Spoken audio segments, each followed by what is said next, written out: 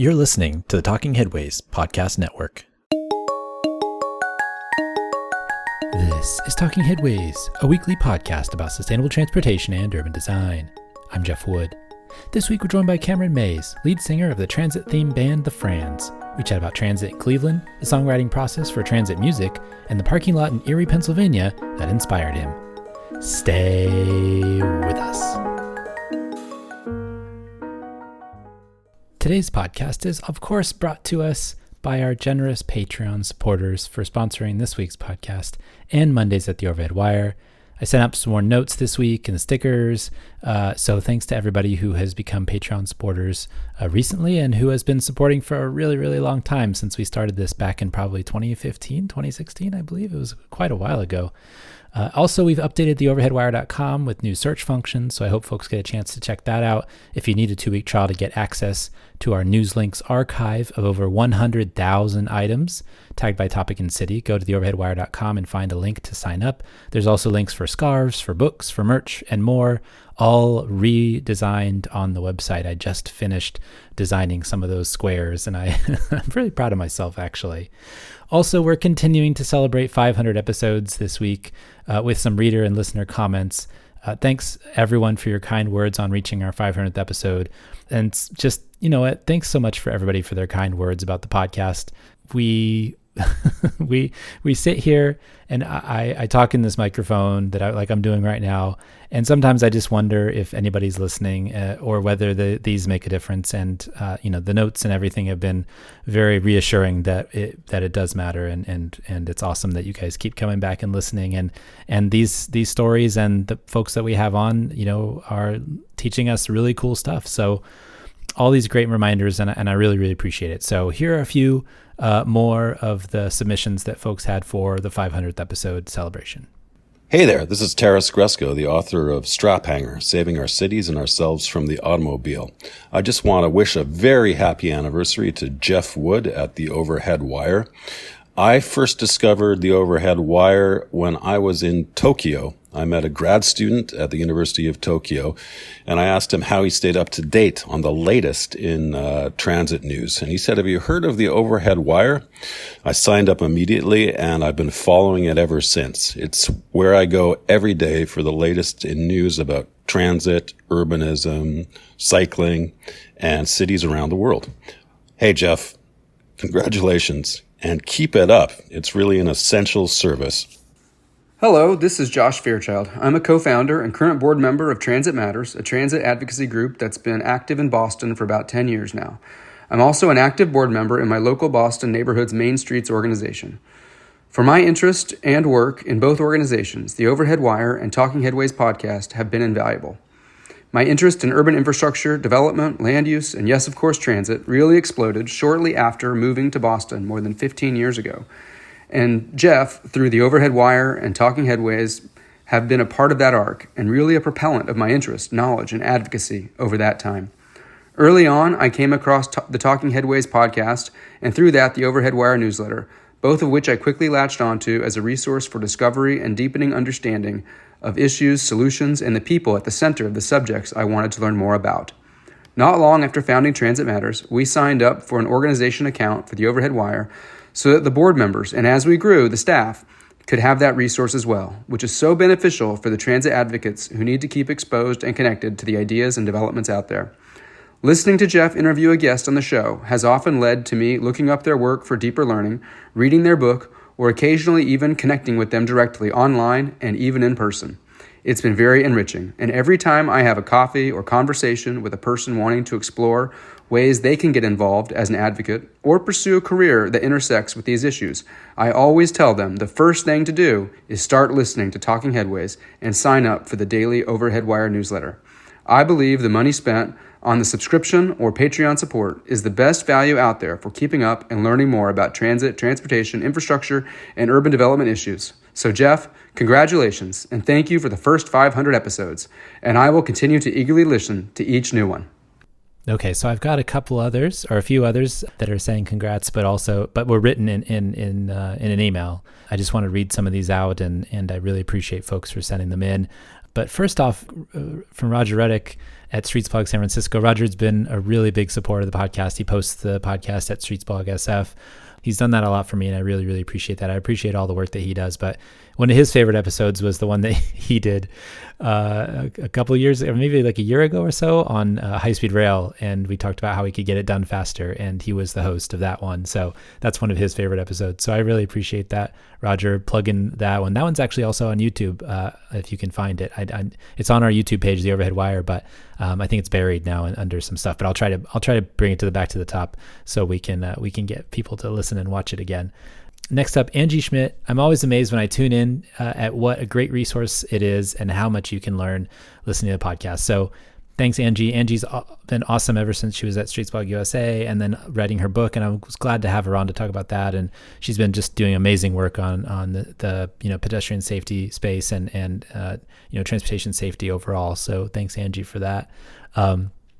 Also, one of the things that we did was I was trying to get some folks to write in from the US DOT, and I got this I got this response from them, because some of the folks there read the newsletter, but they can't comment because I guess it's an endorsement or something. But the US DOT press office said, "Thank you for reaching out. Unfortunately, government relations prohibit endorsements, and we are unable to provide one," which is funny because it's just like I got that back and I was like, well, I got to read that one out because that's an endorsement on its own, I feel like.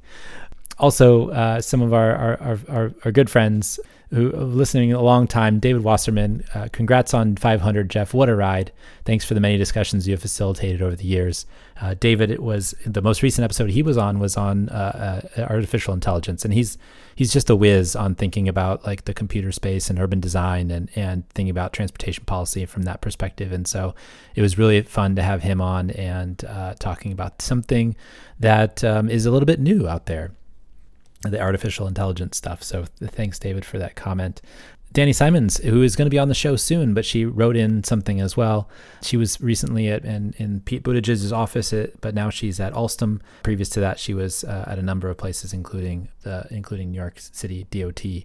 Jeff's newsletter is an invaluable resource. It helps me quickly get a pulse on what's happening across the country, to see trends and emerging themes, and to make sure I'm getting out beyond my filter bubble. What people might not be familiar with is Jeff's prowess as an interviewer and podcaster. On the Overhead Wire, Jeff features a variety of voices and perspectives, including taking the time to interview folks who haven't yet reached the CEO chair, but are the ones making things happen behind the scenes. He asks thoughtful questions that draw out his interviewees, and his format gives the space to truly dive deep into topics in a way that today's media doesn't allow for always. I always gain a fresh perspective on a topic when I listen. Thanks so much, Danny, for that one. I really appreciate it. Lots of folks are really excited about the way I interview. I'm not sure if it's any good because I like to ask questions, but I'm always wondering if it's Terry Gross level interview or if it's Zach Galifianakis level interview, which I guess is good in its own way. Next up, Jerome Horn, one of our favorites, Jerome Horn. Wow, congratulations on 500 episodes, Jeff Wood. I've learned so much and gained valuable insight over the years from listening to the Overhead Wire.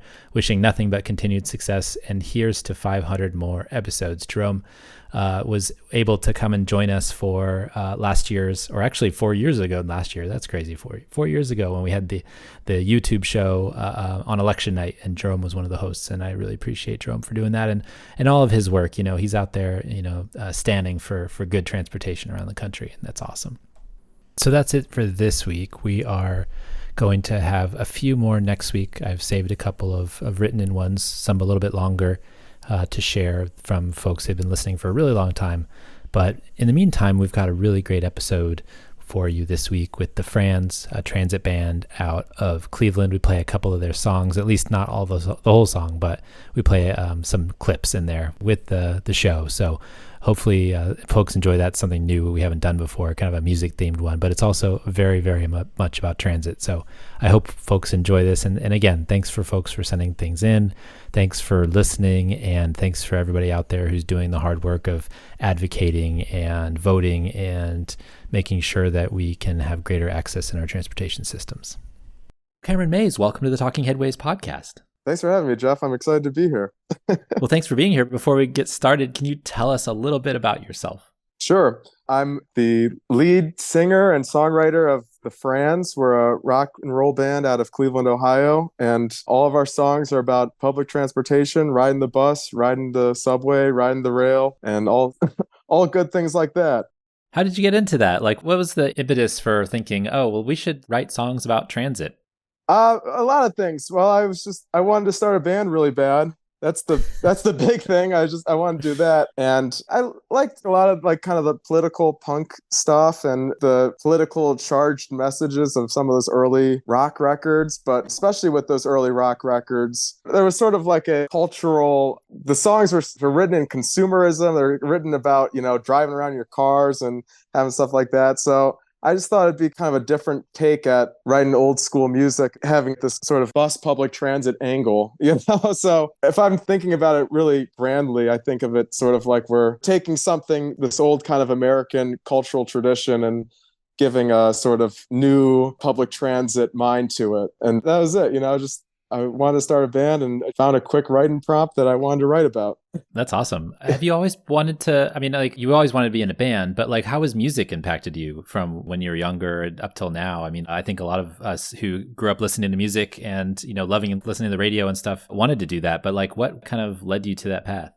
Well, my dad was in a post-grunge band in Cleveland, and he's just a classic Midwest dad, a little gruff and stuff like that. And when he would talk about music and the band, he would just light up and have all these stories.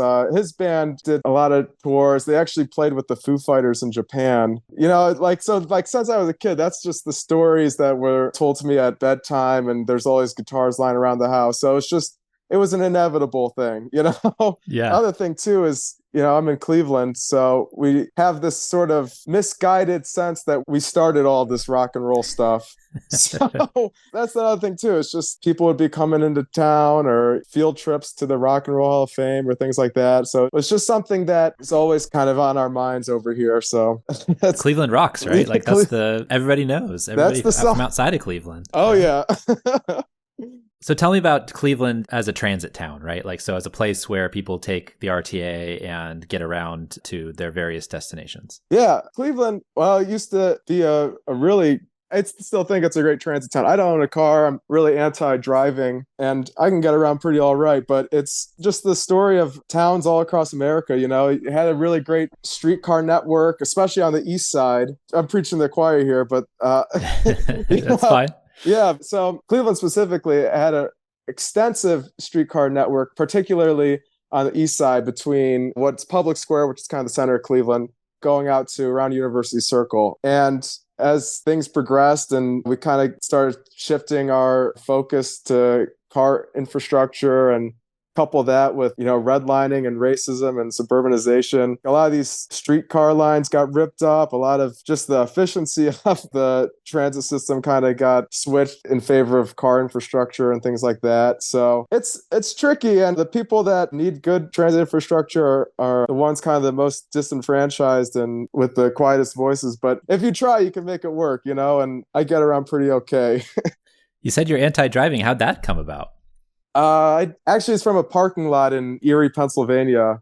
I went on a summer trip with my mom to Presque Isle. It's just a little vacation beach spot. And I was in maybe middle school, and there was this nature center over there that the parking lot just made so much sense to me. Like it had like porous material. There was all these passages for people to get from their car to the nature center, like clear pathways that were protected and you weren't sharing with cars or anything like that. And there's these big irrigation ditches and things like that. And I don't know why, I just thought this was the coolest thing. And that was like the seed. And, I get back and slowly there's these parking lots in the little suburban town I grew up in quickly became like, why can't it be more like that one parking lot? And then slowly it turned from like parking lots to why can't we have cars? Why do we have to have things designed for cars? Or like, why can't I walk to the place I want to be? And that was it. It started with just a little parking lot. I bet the designer of the parking lot would love to hear that story because they probably thought about it for a long time and were like, I hope this impacts somebody. And here we are with somebody who wrote a whole album of transit songs generated from the one parking lot. So I love that. Yeah, every once in a while I'll meet someone from Erie and I'll be like, that nature center by Presque Isle with the parking lot? And they're like, what are you talking about? Like, no, it's such a great parking lot. I'm going to look it up now. I'm going to look it up on Google Maps. That's awesome. Yeah. So how did you all get started as a band? I mean, like, how did you gather all your bandmates and get together? And are they on board with this as well, or they just want to play music? Oh, they're super on board with it. So our first drummer was just someone I knew from high school. And then, so half the songs are written by me. The other half are written by my friend Gabriel, who's also in the band as our lead guitar player. And I told Gabe just about the concept of the band of wanting to do kind of a public transit rock thing. And Gabe, same boat as me, hates driving, doesn't have a car, uses the bus exclusively, and was just immediately on board. And so we kind of just got to work getting at it. And Gabe's way better musician than I am, studied flamenco guitar and just has kind of a wealth of knowledge. And it worked out really well just because the things I was more interested in, which was, I mentioned earlier, I liked a lot of the kind of political concepts of the 70s punk, but the music I really liked listening to was like 60s pop music. And Gabe also really loved like the early classic rock stuff, but had a much broader knowledge on 70s, 80s, 90s, all sorts of music. And we just linked together really well. And the cool thing about like the 60s pop movement and the 70s punk movement is they all kind of had like the roots all the same, of these Bo Diddley records, Chuck Berry records and stuff like that. So we always kind of had this common sense and a common language. It's just where we went from that. And then with our bass player, Hope, they saw us once and just bought a bass and started learning for the explicit purpose of being in the band. Same reason, same feeling as Gabe and myself. They don't drive, they don't have a car, they take the bus, take the Red Line in Cleveland, and that was it, and just worked out for us. That's awesome. Yeah. You talk about older influences. I'm wondering if you have any like modern ones or ones do you feel like you guys sound like? I don't know. We really like kind of keep our head in the sand, like an ostrich, because I think to us, there's sort of this cultural mission to just sort of weave ourselves into the music we liked growing up and the music we still kind of get perpetually inspired by. So I don't know. I mean, that's not to say there's not modern stuff that we like listening to, but it's just, I think it's the old stuff that, informed our dreams and made us want to play music in the first place. So you say old stuff, which is funny because I grew up in the 80s and, some of the stuff that I feel like was part of my lexicon is now on oldie stations and stuff. So I'm like, am I that old now? The oldie stations I growing up was what you were talking about, Chuck Berry and all of the 50s and 60s stuff, right? And then now it's like, from the 80s and 90s, I'm like, oh my gosh, I cut my teeth on the post-hardcore in the late 90s, right? And so it's just, it's so weird to think about time scales, Yeah, no, that's contemporary to us too. Like when we're saying that stuff is modern to us, what's being played right now on the radio, that's like the future. We don't even comprehend it, I like that. Yeah, I listened through the whole thing last night. I really enjoyed it. And I have like these albums that I just like love the album straight through, but nobody seems to like listen to a whole album anymore. I mean, I just like have, hundreds of CDs where I'm just like, I love that album. There's a couple songs on there that I would probably recommend, but like, I want you to listen to the whole thing because it tells a story, right? Yeah. Well, we designed our album that way and we got it printed on vinyl actually. Nice. At Gotta Groove Records. And the other thing, so Gabe and I, we both really love classic rock and roll. We also both really like classical music. And I think we both really tried to think symphonically about connecting everything and arranging it in a way. And I think our last, like what would be the B-side, which starts with the song Bird Passing Through, it sort of takes on this symphonic form to the end that I think the last three songs are all kind of woven together and what the production and like people I don't think listen to albums the way they used to. And I mean it's always been like a singles market since the inception of rock and roll. That's what it was. So like I think that fact that albums even took off is sort of a miracle and in a weird way.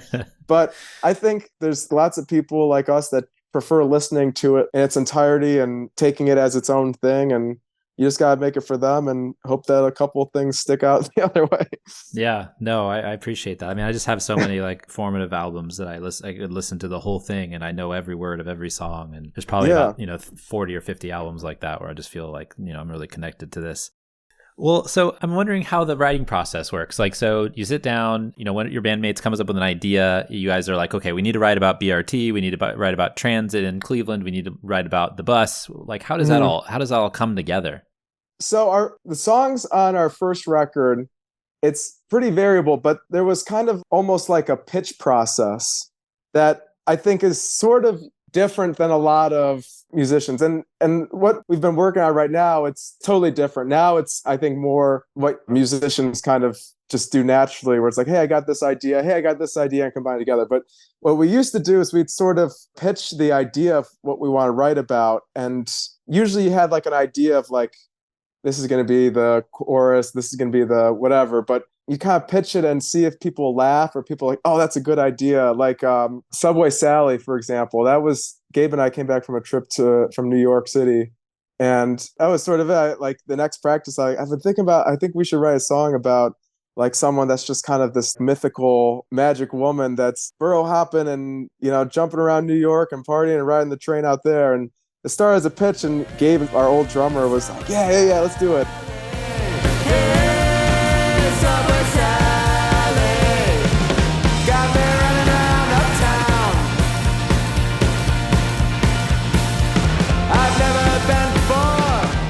Next song, I kind of came up with like a little bit of a chorus and my first verse, and we went on from there. So it started like we'd kind of have a conceptual aim of the song, and if we all kind of agreed like, yeah, this would be a good one, this would be funny, this would be whatever, then we'd keep going with it. So I think it's very different than what a lot of bands do. But like I said, we always went into it with this sort of conceptual mind at first, that I think we needed to kind of have a roadmap and sort of intellectualize it first before we turned it into a song and went from there. I love all the local references too. I mean, you smoking on the BRT, heading down Euclid Avenue. What's the most obscure reference you could fit in that people in Cleveland would understand, but maybe others might not? Well, I think smoking on BRTs probably has the most references, and that's, of course, kind of based on a trip on the Health Line, which on that particular one, there's a spoken word section, and that would be extremely obscure. You'd have to know couple professors at Cleveland State and kind of create like a hodgepodge of them in your head. That one too also there's a reference in that one that's inspired by someone not even from Cleveland. I met him on the subway in Buffalo, New York, and he's just kind of a drifter that hangs out, and he claims he knows a bunch of actors that are from Buffalo. So if you're from Buffalo, you might know who I'm talking about. I met him. Maybe the Goo Goo Dolls would know him, right? Yeah. So, but yeah, BRT probably has the best ones. And all that, just like, I always liked when you take like New York City or Los Angeles, but I feel like New York is a little better. It's like, the way artists and singers and songwriters use that city, it feels like everyone's been there, even if you've never been there, and all these TV shows and stuff like that. And I always just like thought, well, why can't you just do that with, wherever you're at in Cleveland? And there's another element of that, just trying to pepper every song with these little references or call outs, is that I remember when I was a kid, so I was 12 years old, they were shooting The Avengers in downtown Cleveland. And I couldn't wrap my head around the fact that they were like pretending that downtown Cleveland was New York City. That didn't make it. I'm like, well, why can't they just say that? Why can't they just have everything take place in Cleveland? That's like, that was my thought process as a kid, which, now I'm like, yeah, that's kind of a stupid thing to think. But I think that's just something important. And to connect that all to public transit, almost every town, especially the Midwest and Northeast, like even the smallest towns have little train systems, little bus systems, and you got to romanticize where you're at. You can't always just be dreaming about New York City and Los Angeles. You got to take what you got and love what you got. I mean, that's awesome. Yeah, there's so much to love about the places where you grow up, right? I mean, I talk about where I grew up in Texas all the time, where, it's not trains, but it's green belts and it's pathways for biking and walking and those types of things. And I take the good things from where I lived, and not like there was a lot of bad things or anything, but I just like from my urbanist frame of reference, those are like the things that I talk about when I, reference it to people. The other thing I like to think about too, is like all of the times that I rode transit to shows. I grew up in Texas. I went to school in Austin, so I went to a lot of shows at Emos and downtown there. And then also here in San Francisco, I went to tons of shows at the Fillmore and Bottom of the Hill and stuff. And I always taken the bus there, and I always have good feelings about that. I'm wondering if you have any like best trips to the show discussions about taking the bus, thinking about what you're going to go see. Maybe afterwards you get off and you're like all sweaty and hot for being in the club, and you got to jump on the bus with everybody else. There's this Joe Strummer quote that Gabe and I really like that was like, just in terms of like dressing up and looking really crazy. It's like, you've got 8 channels of color TV. You got to make it count. So we always like, we're fighting with all these people's attention. So we'd always just dress crazy and stuff like that. That's probably my favorite memory. It's just like hopping on a bus to a gig with, a guitar case, and I'm wearing crazy bell bottoms and, like shirt with just one buttons and just all the looks you get. But I think that's part of the fun, and that's part of what appeals to me. And what appeals to me about public transit is you're kind of on an amphitheater for your own city, and you're just seeing the city, you're seeing the people on the bus, you're seeing all these characters. And that's sort of what I hope is someone sees me dressed crazy, carrying a guitar case, and they create their own little story of what's going on in my world. It's a great advertisement. I mean, I didn't think about that, but it is. It's a great advertisement for where you are, because it kind of is the culture. Yeah. I know a lot of people come to San Francisco and they're like, oh, well, all these weirdos and people of different stripes than I'm used to from where I'm from are popping up here. And that's kind of the story I want to tell myself of the city. And most of the time, lately, it's kind of been bad, which I lament, but for a lot of the years it was really good. It was like, oh, I went to this amazing place and there's all this cool stuff happening, right? And I really appreciate that. I'm wondering also, are there any instances where your music maybe, or talking about it, influenced people to maybe try the bus for the first time or take the train for the first time? All the time. Yeah. I'd see this more with people not from Cleveland or inner city, like people from Massillon, Ohio, which is, hour and a half out from Cleveland, or like the small towns, or the people in Canton. That's the ones that really excited me, that they would say, hey, I tried the bus out here for the first, it's kind of fun or whatever, and yeah, it happened all the time, and it's just cool. Or people in Cleveland, taking like the red line to see a sports game, they'd send me a picture or, or whatever. So yeah, it happens pretty frequently, and it just always gets me pretty excited. That's awesome. It makes me think of this date I had once here in San Francisco, where I was going to a show. I think it was the Great American Music Hall downtown. Mm-hmm. And, I met the person at the J Church train stop, and then we took the train. And then I found out that she had never taken the train before, or the bus, and she grew up in San Francisco. And we get to the show and we stand there for 2 hours at the show and chat and whatever else. And then we get outside and she's like, I think I'm just going to take a cab. And I was like, all right, see you later. never to be seen again. Yeah. And it must have been the transit, but you know what? It's a good way to maybe like filter a little bit. Yeah, I think so. I mean, I think if you're just not willing to be a little adventurous or put up with other human beings, then that says a lot about that person. Not to cast too much judgment, but yeah, I'm not going to cast too much judgment either. Just on the transit, right? Just on the transit. Yes.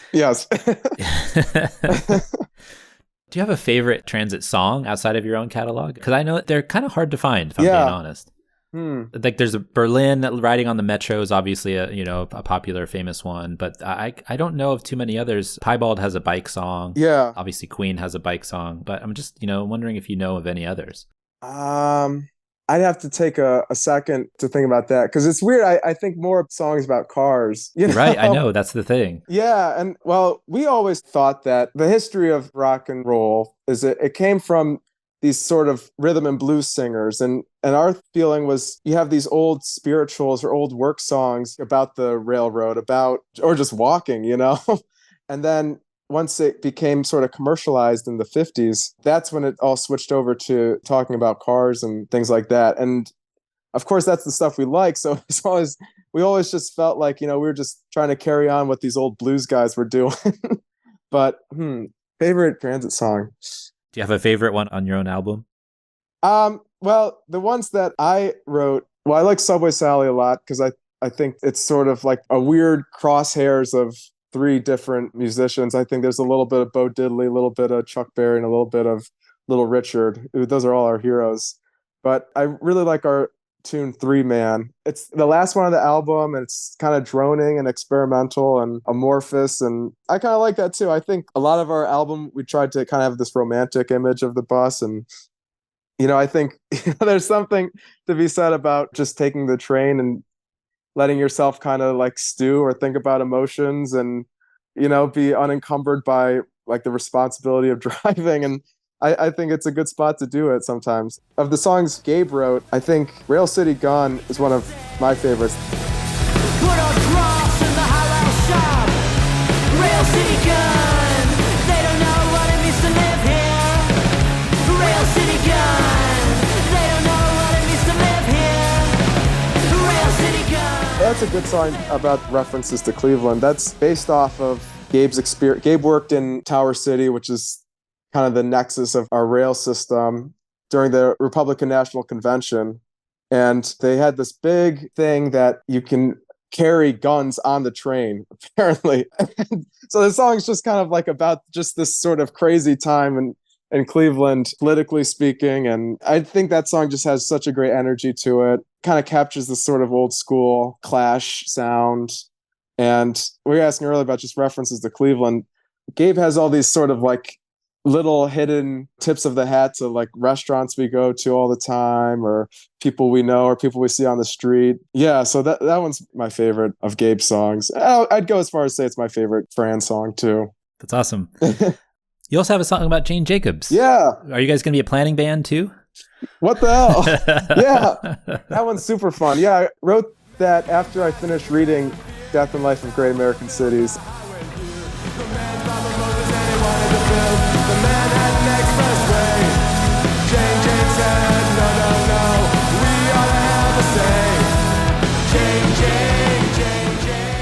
I got that book new, and I just carried it around with me everywhere. And that's a hefty book, and it's beautiful beige. And I just, I took it everywhere. And now it's like gray and faded and like ripped up, and the edges are. But I read the heck out of that book. I enjoyed it a lot. But yeah, originally I was going to call it Jane Be Good, kind of like a Johnny Be Good thing. But I was like, well, it's not really like, it doesn't really have that kind of like Chuck Berry drive to it. So yeah, that one's a fun one. We played that one a lot on our tour. I tried to challenge myself to write what I called like a newspaper song. That's something that, if you had a newspaper, that little thin column, I wanted to have a song you could fit in a little column. So yeah. That's awesome.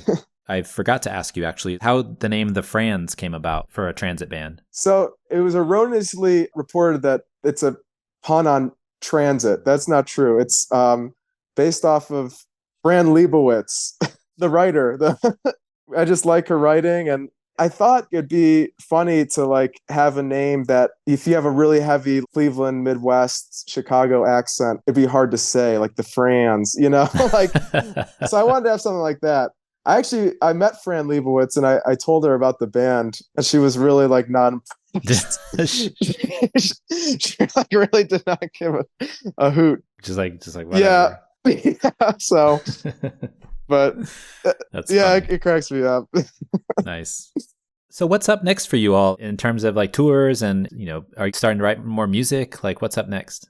Yeah, we've got a whole batch of new songs. We're just working on coordinating and getting something new with that. Other than that, we're just kind of taking a little bit of a break and just trying to push our record and let people know about it. Yeah. Where can folks find it if they want to download all the songs? So Bandcamp is a classic, but we don't need the money. So just don't worry about, go to Spotify, go to Apple Music, any streaming, anything like that. Just all we want people to do is listen to it, ride the bus and listen to it, ride the train and listen to it, and start, romanticizing your commute. Yeah, I love it. Well, Cameron, we love that you started a band just for transit. I really appreciate you coming on the show, and thanks for coming on. Yeah, thank you for having me, man. I really appreciate it. Enjoy checking out the record.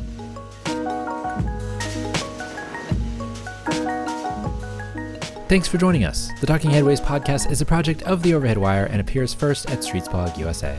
Thanks to our generous Patreon supporters for supporting this show and Mondays at the Overhead Wire. You can support the show by going to patreon.com/theoverheadwire. Sign up for our 18-year-old daily newsletter by visiting theoverheadwire.com or check the show notes for other cool merch and opportunities to connect. Follow along using your podcatcher of choice, but if you can't find it there, you can always find the show at its original home, usa.streetsblog.org. We'll see you next time at Talking Headways. Man, this guy stinks. He keeps telling me stories, and I don't believe a damn one. Tell me about it. He said he's got a private jet. What? A-Bus Bride. Don't you look into his eye? A-Bus Bride. He's a really strange guy. A-Bus Bride. He's got an FBI file. A-Bus Bride. I haven't seen him for a while. You might have seen him on January 6th. Well, don't ask him, he says the election was fixed. Takes 8 buses to get to the Capitol. All the bus drivers say, hey man, that ain't practical. A-Bus Bride. Don't you ask him who he voted for. A-Bus Bride. I don't wanna hear anymore.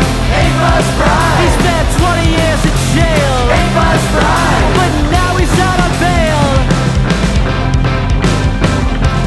All the bus drivers in the city, they never call him by his name, just hillbilly. Got a Texas twang and a honky-tonk face. He's gonna tell you about his favorite race. A-Bus Bride. Up in cowboy